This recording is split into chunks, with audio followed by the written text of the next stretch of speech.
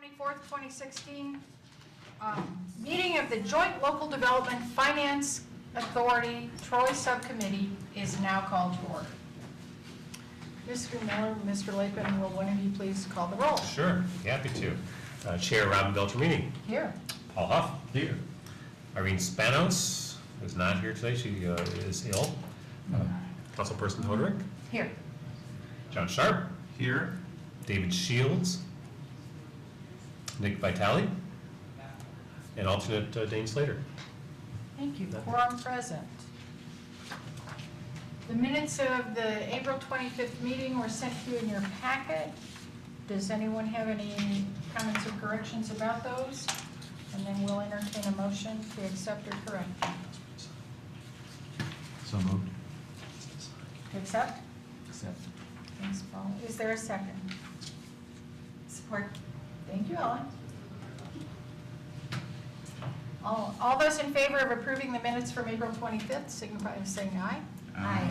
Opposed? Motion carries. Excuse me, is that Paul made the? Paul made the motion and Ellen seconded Yep, it. okay. All right. Smart Zone update. Mr. Miller? Sure, I will start. As you recall, it's been quite some time since we recommended approval of the extended LDFA plan or joint LDFA plan to City Council, who did approve it. Was that a year ago? Must have been just a little bit more than a year ago. I think September. Council did it in September. So when we submitted it, there was a relatively new state treasurer appointed.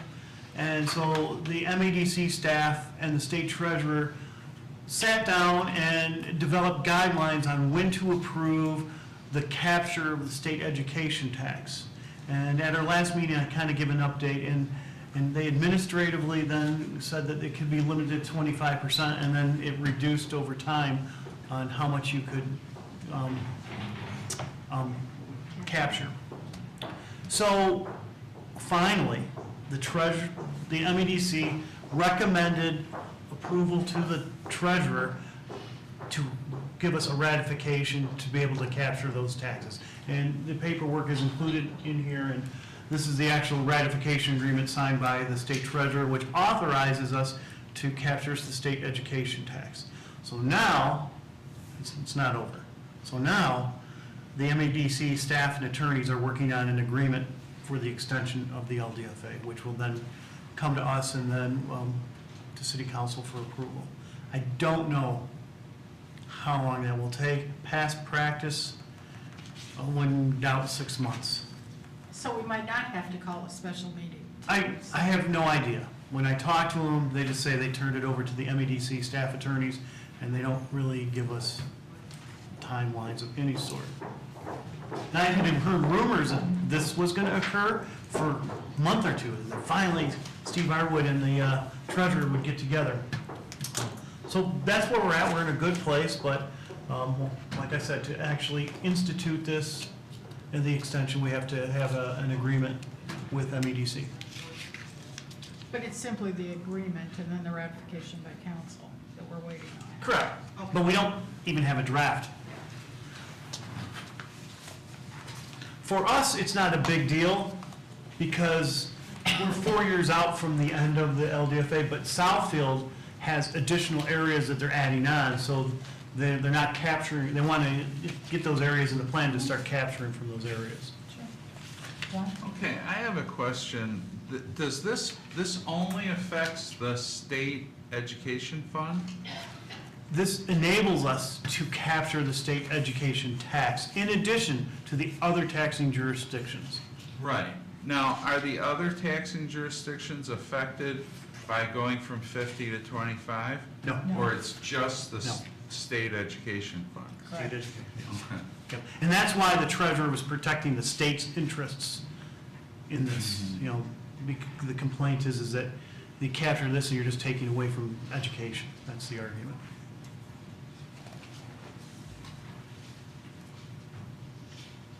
Okay. Thank you, thank you. You're welcome. Which of you is doing Move Across Troy? I guess I am. Okay, so I have included a little budget summary. and I have it up on the screen. So in our 2015-16 budget, we had approved approximately $72,000 for road improvements, and those funds were not spent. Then in the current fiscal year we're in right now, the city allocated $550,000 for Move Across Troy into the capital fund. In addition, the LDFA pledged in this current fiscal year, $53,000 to the capital projects fund. So what city council then took further action to transfer the unspent 2015-16 funds to the capital projects fund for Move Across Troy. So there is $675,000 in the capital projects fund for Move Across Troy. And that includes, in summary, 2 payments, I don't know if payments is technically the correct word, but two allocations from the LDFA, $72,000 approximately and $53,000. So that extra 100 a quarter came from us?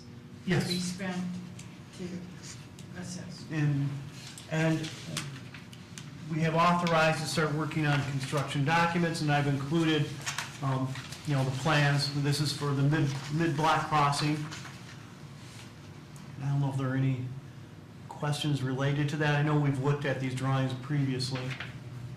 It's a nice project, but it looks like some of the photos are not necessarily part of the project, like photo B and, well, there's 2B. Yep, The no. lighting- Examples. No. They're examples and ideas. This Okay, was that a would be part concept, of and it. we'll be bringing back and informing you of what the project will look like, because it has not been designed, Right. so therefore the costs are not actually known. Okay. And so we're just started authorizing work on it, and we're going to meet with the engineers and designers to start doing that. Because you always have ideas, Right. but can you really afford those ideas? That's what it all comes down to. And I should have picked this up from previous meetings, but Move Across Troy, at this point, is this project alone, or are there other ideas? There are other components, actually the Frightful 5K, which was Sunday, Yeah, as part of yeah. Move Across Troy, Oh, because very good. we shut down the road and people ran in the road. Very eerie to be walking in on Big Beaver Road. It was very eerie with no traffic on So it's there. frightful. But I know. So Move Across Troy is physical, actual things, but also is a concept to activate the road. Right. And so the city council is entertaining a proposal from SMART this evening to have them donate 4 vehicles to the city to run a trolley service along Big Beaver and down to the transit center. Well, Lori, it's funny you mention that because, I've had friends just do both the marathons in Chicago and the marathons in Detroit. And, you activate the city when you are running on those streets. So the fact that we activated the city by running on Big Beaver is a good idea. There were a lot. They had a great participation with the Frightful 5K. Right. They really had great pre-registration, and I wish I could show you the photographs. I don't think we had the great photographs, photos. but the Keep it on running. social the- media Yeah. and, Yeah. look up hashtag Frightful 5K or Troy Myth. People were tweeting and doing selfies and Yeah. couldn't believe they were on Big Beaver. You Yes. will see the energy. Yeah. Yeah. Great. Were there other, this is getting off topic and I apologize, but were there other booths or vendors who were part of that activities, Great, great. Yeah, they had, around the parking lot of the community center, they had different tables set up. You could be there, and then they had people who would put things in the bags, the goodie bags and stuff, too. Great. Tim Hortons, too. Tim Benson. Always. Yeah. And they had a stretching station by one of our chiropractor, doctors of chiropractic. Yeah. And they had, a Montessori was there, and Kroger was there, and the cycling bar was there, and a few others, were there. Oh, Bahama Breeze actually was handing out sunglasses. It was really well attended, and they had an area for the kids to do painting of pumpkins as well. So they had the 1K, and then they picked up a pumpkin and they could paint. They had tables set up so they could paint their pumpkins. So it was really very family friendly, and I think it was a fabulous event. yesterday. And the weather was cooperative, so that was good too.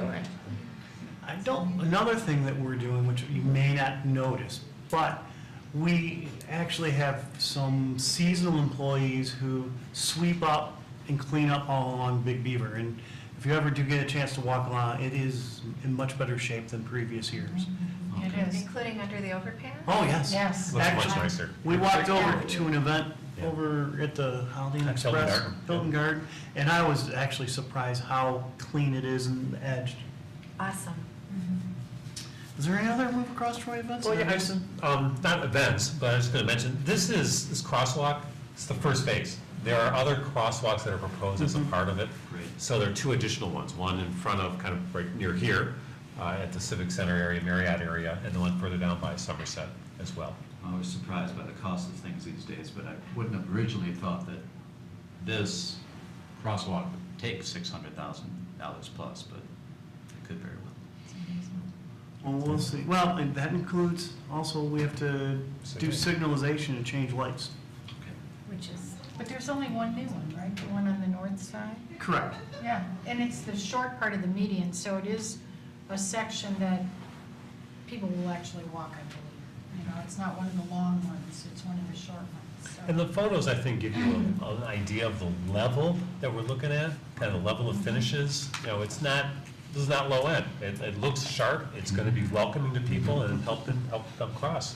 The other thing I've noticed though Good too standard. is Smart's put some new bus shelters around town and they're really nice looking with trash cans. And Yeah, as a side note, I was reading the SMART proposal. Anywhere there's going to be a trolley stop, they're going to put one of those shelters in terrific, as part of the proposal. terrific. And they're all, it's the new prototype, Yeah. what they're putting in, Yeah. it's a new prototype for any Cool. smart. Yeah, in no, the they're city. very nice. I noticed those around town. Trolley so- stop. So are they gonna put in a trolley, or is it a bus? It's not a streetcar. It's not fixed rail. Yeah. It is a Rubber bus that wheel. looks like a trolley. Ah, there you go. Kind of looks like a trolley. Yeah. you know, and just, there has been an effort to seek input, understanding, receptivity from the hospitality community here on Big Beaver, working with the Troy Chamber and that hospitality team. SMART, city staff attended one of their committee meetings and presented kind of the straw idea that had come to council, and really got some valuable input from the hotel. Wouldn't you say? Yeah. That there was a, really good dialogue about, okay, if we do this, this is what we really need it to be, this is what the hours of operation, there's been good sense checking on it, and we can try it on for size and work it, it'll be a bit of a work in process as we see how people who are part of this Big Beaver community, by day and in the evening, what really fits for them and what we can make work. But it's not unfamiliar to city staff in that we use it for the senior, the mobility Medigo? Medigo. It's basically that same experience, so it's taking that and expanding it to another need here on Big Beaver. And it went from an idea that I thought might be a little bit pie in the sky to, as I watched that hospitality committee wrap their head around it. And when I think about the dialogue we've had here, it's like there's like a perfect storm, or like Synergy. like It's better. It'll work. Jupiter is aligning with Mars to help Big Beaver come up to where it could be. And I do think, I know that numbers kind of hits me heavy too, and yet we're talking about the very personality, character, flavor of the city. So, and it sounds like a pretty comprehensive number that you guys have tried to pull together. So, let's keep watching this evolve. But it just occurred to me that hospitality committee meeting wouldn't have made it on the radar of most people. There's just been a lot of really good dialogue, and the Frightful 5K, the number of people, just this idea too of movement beyond cars. That's just like a national cultural thing that's taking off, and we can see we're seizing that opportunity, I think, in a very timely way. So. Good thing. I should point out too that the shuttle service connects Big Beaver. It starts to bring that kind of closer together and be able to move along that street. So we're talking about now connecting to the region. SMART has already started a new service called Reflex, which actually goes from Somerset to downtown. And it's a regular service, limited stop, every 45 to 50 minutes. You can grab it. It's $1.50 to go from Somerset to downtown. So if you go to a sporting event or a theater or whatever, it starts becoming a reasonable option for people then to go down and park. And one of the gaps that has occurred over the years is that you didn't have that kind of regular service. That's right. It was always a coin flip whether or not a bus is going to come or what time is going to get there, but this is regular service. And the feedback initially has been very positive from people. You can start seeing some of the buses riding along Woodward. You can take it goes down to Royal Oak and then, stops all the way on downtown. So I think it's about 10 stops or so, somewhere around there. It could be handy.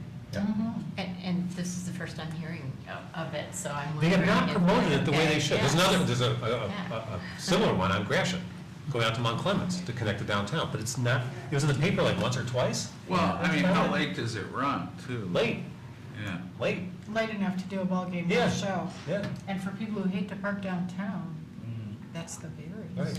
It becomes a mindset of people trying to get in that mindset of being able to take the bus to go. And the somewhere. dependability factor, just that, if we can grow that, is, yeah. Well, and from a hospitality standpoint as well, I mean, people are out here in the suburbs with not a movie theater up and down Big Beaver. I mean, you've got the MJR, but they don't know that. So there are other options that they have, which they don't have right now without renting a car.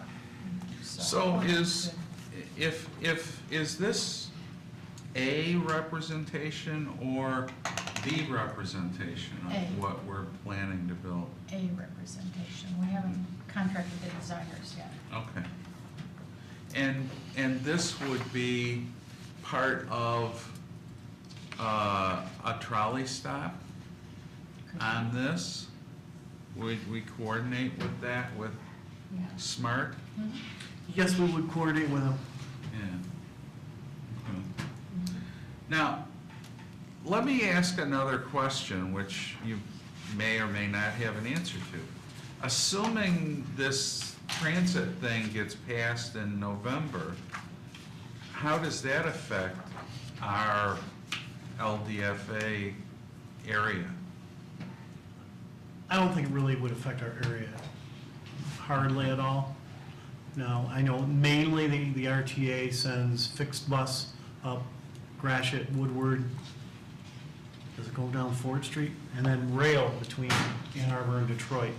Now, there's some other ideas and concepts on how to get people there, but I don't think that it's really called out. The Reflex bus service I just mentioned of Woodward and Gratiot, that is like one of the first projects of the RTA. But that's fixed bus. That's fixed bus. Fixed bus, that's where there's dedicated lane for bus service. So logically, it's potential that, I mean, if it does not pass, that could go away, is my understanding. Yeah. Okay. But, I mean, this conceivably could hook up with that, Absolutely. you know? If you get to Woodward, yes. Yeah. Well, I mean, if you get to Somerset, right? Yeah. Because that's Right. where it leaves. Right. And you can go down Big Beaver to get to Somerset, assuming our trolley works on all the way to Somerset. Yes, it does. All the way to Somerset and the transit It center. would be foolhardy for it not to. But it's two separate loops. Keep that in mind. Yeah. Livernois is kind of the separation point. Yeah, But you can transfer. You can transfer, right. What's happens. and it's free. Go ahead, forgot to say that. Great. So we'll keep you up to date as we move along on the process on this project. Okay. That'd be great. New business, we got a schedule for the proposed 2017 meetings. Again, the fourth Monday in April and the fourth Monday in October. We need to accept that or reject it so that it can be published. If you have an opinion. John? So moved. Thank you. Second? Support. Thanks, Ellen. All those in favor? Aye. Opposed? Motion carries. Thanks a bunch. Board member comment. Anything else that you want to bring for the good of the order or the city, or just to get off your chest? Okay. I have nothing. What else? This benefits, or this Move Across Troy initiative benefits, the northern edge of our area that we're supposed to be responsible for. What about the rest of it? Is there, are there sidewalks in this, in the LDFA area? Primarily along Big Beaver. The other internal areas don't have sidewalks. 'Cause Okay. I mean, if people are gonna walk across the street and walk up to Big Beaver and get the trolley, wouldn't they need access to do that? And that might be, very well be something that, as we do next year's budget, if this comes to pass, we may want to think about sidewalks on at least one side of the street going down Bellingham or something like that. Right. The only other road in the LDFA, physically in it, is Bellingham. Mm-hmm. So that is something that we could do with our money. Right. If we wanted to, and that could be costed out for us. Glenn's making a note. So- Well, I'm just saying, you know. It's a good point, particularly if you want to encourage walking in a industrial business park, and that's basically what it is. It would be a mighty fine idea to make that walking safe. And if some of those people are going to come from literally around the bend in the smart zone, that's important. So it's a good catch. It's a really good catch. Thanks, John. With Ken gone at the Automation Alley, I enjoyed when he came and made a presentation. I'd forgotten. You want to meet the new guy? Tom Kelly. Yeah, maybe for our April meeting, a suggestion. Yeah.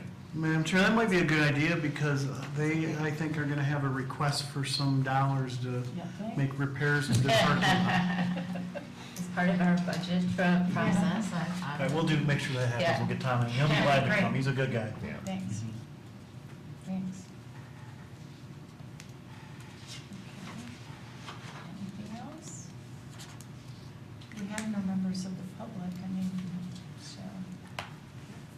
I appreciate your time, and I don't care how you vote, but do go vote on November 8th.